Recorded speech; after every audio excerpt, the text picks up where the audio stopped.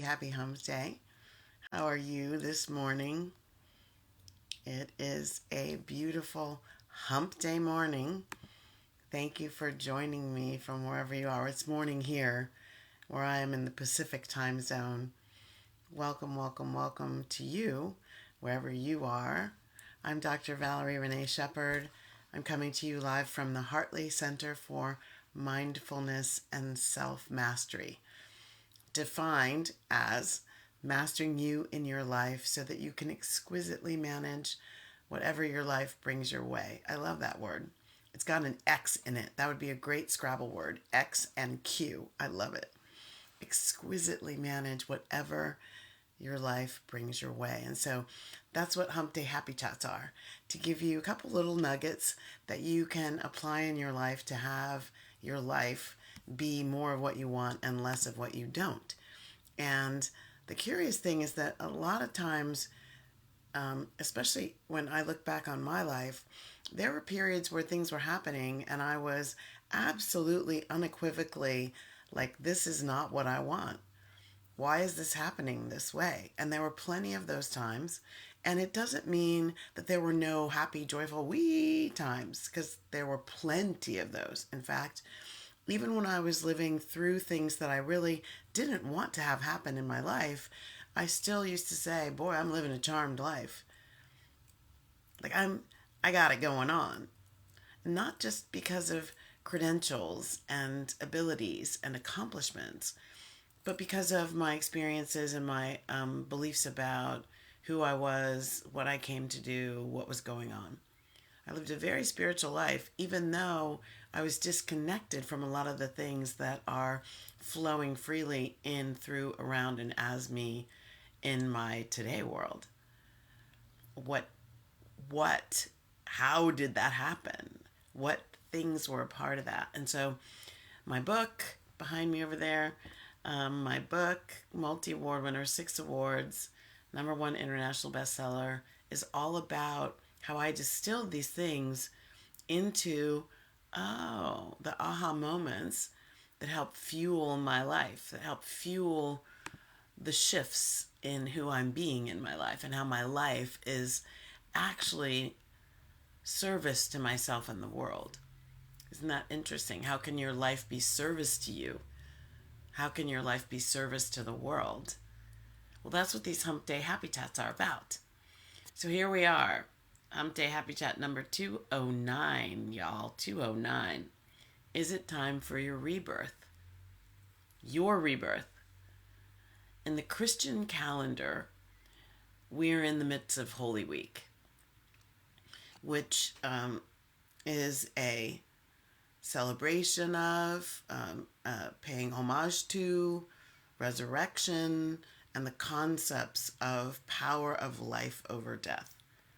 We just had Palm Sunday, and now we're headed into a darker period of the last week of the life of the earthly life of Christ Jesus, Yeshua. We're in the place where we talk about anastasis, which is also known as resurrection, the scientific term anastasis, the concept of coming back to life after death, which actually is not just a Christian concept. Christianity, the Abrahamic religion, shares this concept of resurrection and reincarnation with dharmic religions of the Indian history. So Hinduism, Jainism, Buddhism. So the dharmic religions. There are stories in Buddhism, in both Chan and Zen traditions, of reincarnation. Hinduism. So it's not a solely Christian concept that one can be reincarnated. And what was interesting to me in the Abrahamic tradition was that we spend a lot of time talking about the resurrection of the Christ, and we often forget, or let's say, I'll put it this way, I have seen in my experience fewer, almost no conversation about the reincarnation of people who were not Yeshua, people in the tradition. Lazarus, who was the Magdalene's brother. Jairus, Bethany. There were others who Jesus rose from the dead. I think Bethany was dead for 4 days. So people, and she was dead and buried. So this idea of reincarnation to me is like, and resurrection is broader than this one story of one earthly life. And so I like to look at it, okay, power over death. Like, what can I bring it into the personalism of my life, the responsibility that I have to create my life in a way that it is a contributory to the healing and the lives and the benefits of others, to create a world that works for everyone, not just me.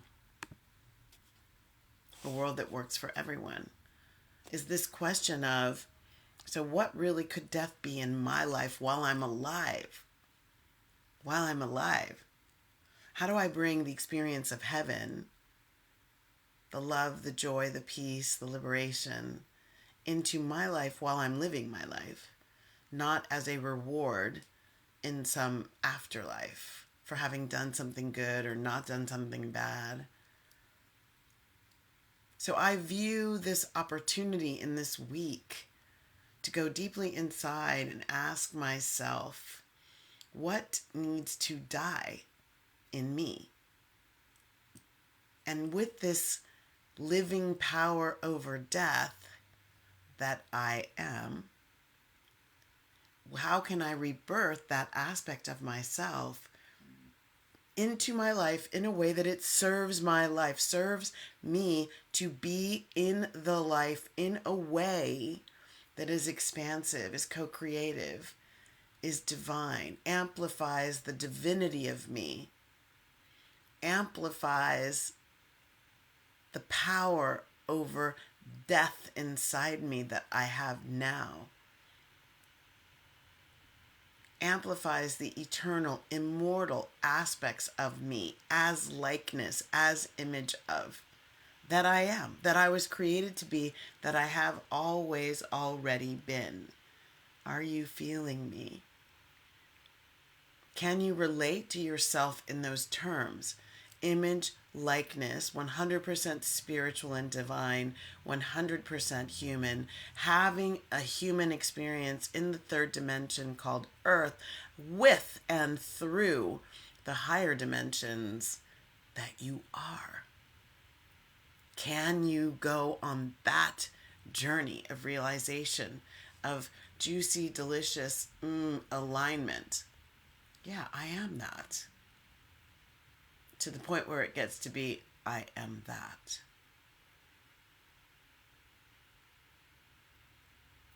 What are you willing to die to, or have die within you, in order to rebirth yourself into something new, different, better for you? Only you can call it in. Only you can welcome it. Only you can nurture it. Only you can allow yourself to flourish in a rebirthed you.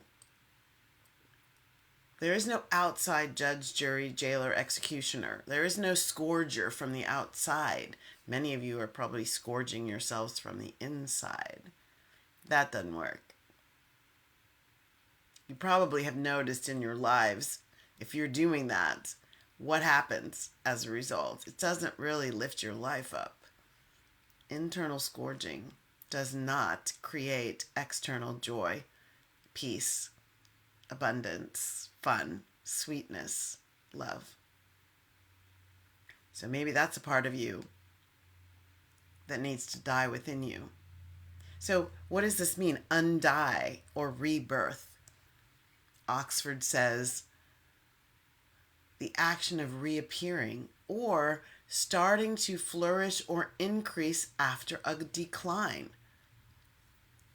Renaissance, revival, Merriam-Webster says a second or new birth, metempsychosis, spiritual regeneration, also renaissance and revival. So interestingly, Dr. Valerie Renee Shepard, my middle name is Renee, the masculine spelling with only one E, which is a whole other story. So my middle name is from the French, meaning renaissance or rebirth. Renaissance or rebirth. And I have been doing this consciously in my own life for over 30 years. Consciously choosing, meaning I am making a choice that an aspect of me isn't serving me and needs to be put to the death, so to speak, where I consciously say, not no mo, not no mo. I say it. Nobody beats it out of me. I say, this isn't serving me. Why am I still doing this? What would serve me better? Not what's good, bad, right, wrong. Not in that game. I'm in the game of, I'm here to have an exquisite life and to learn what about me contributes most and best at the highest levels to me having that life.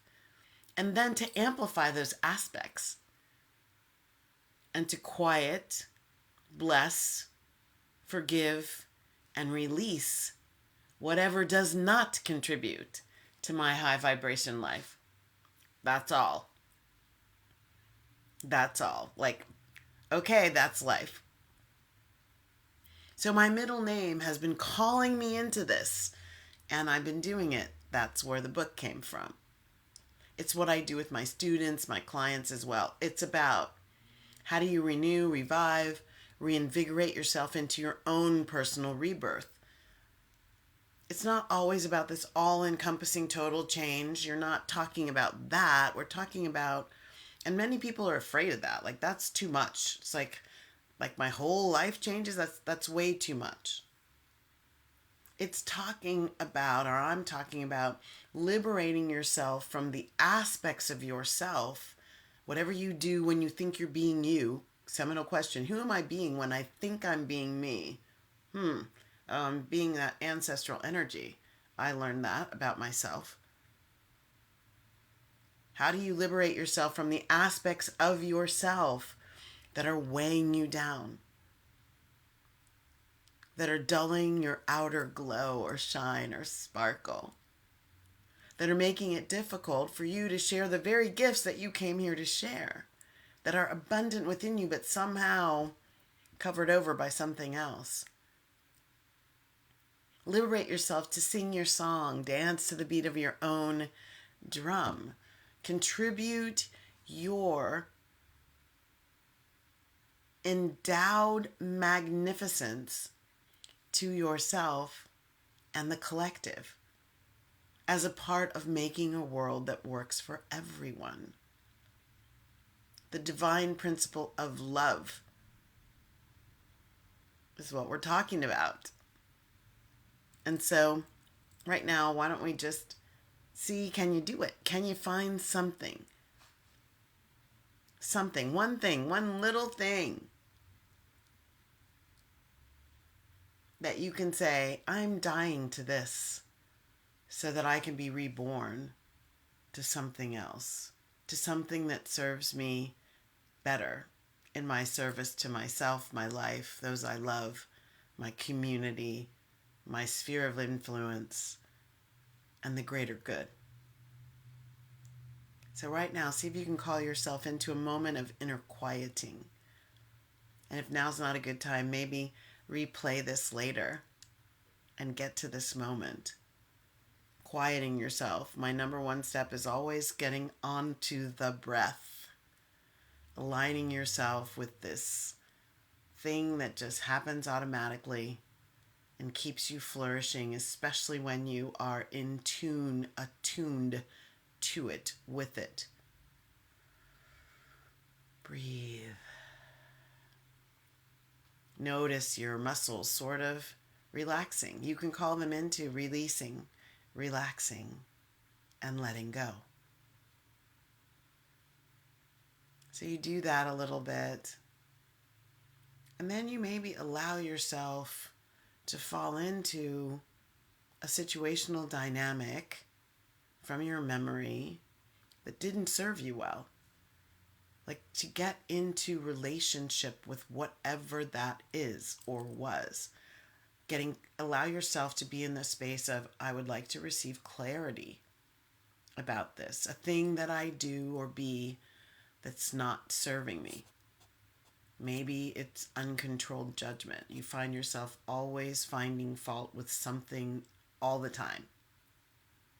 Maybe it's codependency in relationships. Maybe it's your inner voice, your negative self-talk, your churning of negative ideas about yourself. Maybe it's fear of being alone or being abandoned. That was a big one for me. Playing small, I've discovered that. People pleasing.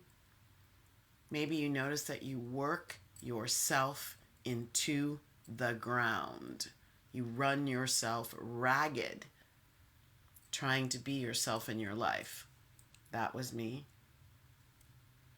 Maybe it's needing outside approval. Whatever it is, and here's a really important piece. It's not about denigrating and smacking and beating up that part of you, because that's a part of you. You're beating yourself up. It doesn't ever work. Or it works for a short time, and then it gets more toxic as you spiral down. So this is about coming into a healthy and loving relationship with whatever aspect of you is not serving you. It's just a conditioned aspect. It's just a distortion. It's just a mistaken belief. It's just an accident. It's just a whoopsie. Oh. It's just a piece of you, an aspect of you that is disenfranchised and needs to be loved back into the wholeness that you are. So you lean into it. You don't get repulsed by it. Oh, I can't stand my people pleasing. No. You lean into it and you say, hello, people pleasing aspect of me. Where'd you come from? When did I learn? It's a learned behavior. It's not the real truth of who you are. It's not an endowed aspect of you. It's a picked up through the twists and turns aspect of you. It deserves your respect. It deserves your honoring. It deserves your approval. Your approval. Hand on heart approval. Hello, people-pleasing aspect. Hello, incredibly judgmental me. Hello, warring me, the warring self who always wants to have a battle to prove she's right. Whoo, boy.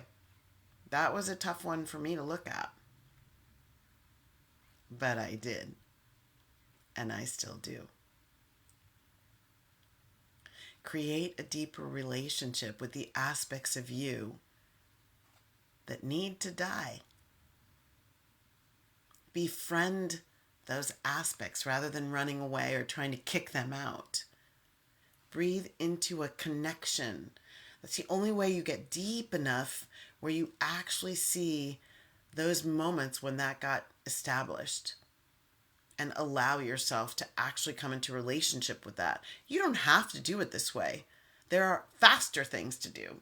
You could just say, done, and then continue on that path. For those of you who want to get into relationship, the relationship building piece is loving. It's saying, come back in here, y'all. All you different aspects, let's create wholeness. You cannot create wholeness by leaving chunks of you outside of you. It will never, ever work. There's my Eeyore of the day. It will never, ever work. If you want to be whole, you have to re-enfranchise those aspects of you, even though they need to die within you, and meaning they aren't activated and they aren't telling you what to do and they aren't running you. Unconsciously running around having those things run you. Reaction, not response. So you befriend these aspects. You come back into relationship with them. You breathe into this connection. You ask it, that aspect. Angry me. What are you so angry about? I got some really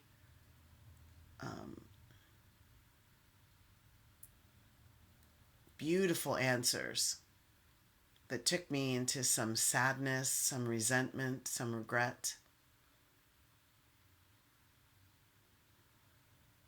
And I just made a relationship with those things. Like, I can make a relationship with sadness without becoming a sad person.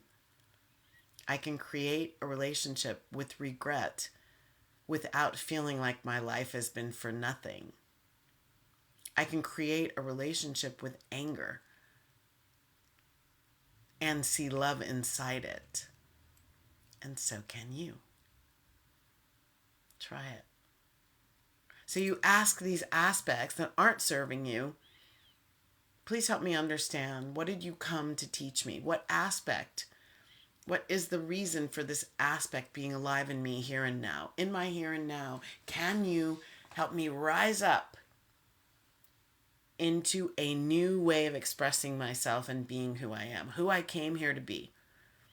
On my path, this aspect of me doesn't feel like it's serving me to continue on my path and to achieve my highest potential. My consciousness wants to expand so that I can achieve my highest potential. And how do I do that? Carrying these aspects of me that seem to be a part of self-sabotage. You create the relationship so that you can learn. And then you listen, which is an open-hearted, ears not necessary, open-hearted, ears not necessary, lotus flower waiting for the rain to drop, and you receive the energy of receiving, that still small voice of instructure and wisdom, instructive capacity, the aha moments, the epiphanical realizations. You might uncover fears came to you to teach you have nothing to fear. You might uncover that your angers were justified. They relate to some feeling of being held back in the past. And then you might realize that that feeling that you have of being held back in the present is you holding yourself back. Not the whatever happened in the past. That was one of my most beautiful, liberating realizations. Oh, I'm doing it. Oh, and here's how. In the here and now. How am I the one holding me back? You may discern that negativity that you hear talking to you about you isn't your voice at all. And that you have an opportunity to bless it, heal it, thank it, say bye-bye, retrain your voice, and to elevate your vibration and to speak in a completely different tone to you, for you, about you, from you. So you're listening. You will get inclinations. You will get something that says, oh my goodness. It may just be a memory. And then you're able to say, this is about that. It's beautiful when it happens. And it can happen at any time. As long as you stay curious and open, your life is talking to you every moment of your life. And it's actually got the formula. Inside you is your own formula for living your most spectacular life. That's what I've been doing for myself, going on this archaeological dig for treasure in me. And that's what I help people do in their lives. So we get these little nuggets and we get these insights. We forgive and release the past over and over and over. It's a forever practice, over and over and over, forever. We are forgiving and releasing and forgiving and releasing and forgiving and releasing and forgiving and releasing, giving and releasing and forgiving, releasing and forgiving and releasing and forgiving and releasing. Ourselves first and foremost, and everything and everybody else. I have several practices in my book. My favorite is Ho'oponopono. I also do phoenix rising ceremonies with fire. I love drowning ceremonies with water, not drowning people, drowning the pain. Forgive and release over and over. Appreciate the realizations, gratitude. Appreciate the uprising, gratitude. That self that rises up in spite of the past. That self that rises up and says, I'm free from that. Liberation, liberation. Now let's see what's up. That piece of you, that aspect of you that is just sitting there waiting to rise up, to be called into existence, to be called into direction, to be called into your expression of you in your life. It's just waiting. Just waiting. So in gratitude for the realizations, we choose a replacement. So this anger and grief I feel, and a lot of it I've discovered is ancestral through epigenetic DNA transfer. And I go into, and I'm going to choose a replacement. Today I am not the little slave girl who doesn't have water. That is a part of ancestral history. I am, and then I say my replacement. So you release in love and you replace in love.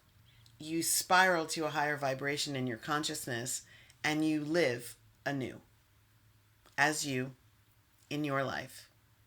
That is your rebirth. That is your renaissance. I love doing it in and for myself. I love helping people walk the journey. Come play. Come play. Come play. I always close the Hump Day Happy Chat with the Karanaya Metta Sutra, which is the prayer of loving kindness, for loving kindness from the Buddha. May all beings be peaceful. May all beings be safe. May all beings be happy. May all beings awaken to the light of their true nature. The Christ consciousness that was Yeshua is and can be enlivened within you. Awaken to the truth of who you are, the truth of what you are. Endowed, and may all beings be free. Liberate yourself in your own renaissance from whatever's holding you back, from whatever's keeping you down, from whatever's dulling your sparkle and not allowing you to shine. Thank you for joining me. Please #share, help others to have some insight that helps them live a much more powerful high vibration life. And check out in the comments, check out the link to the Glow Up experience. Many blessings. Bye now.